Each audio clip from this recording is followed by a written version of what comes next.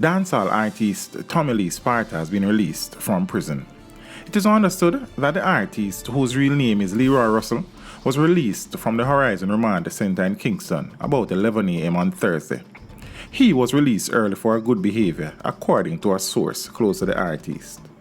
In March of 2021, Tommy Lee was sentenced to 3 years in prison after being convicted for illegal possession of a firearm and ammunition. The entertainer had been arrested on December 14, 2020, after a vehicle in which he was traveling was intercepted by members of the Jamaica Constabulary Force's specialized operations.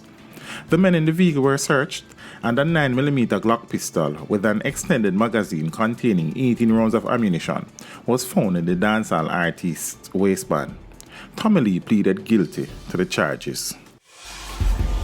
Teach them! Hey, yo, hello! Send the message and make it reach them. It's teach them. Right here, Warlord representing. Thank you for watching. Like the video before you go. Please subscribe if you haven't done so. And remember to share the video with your friends and family. And browse the channel for more quality content.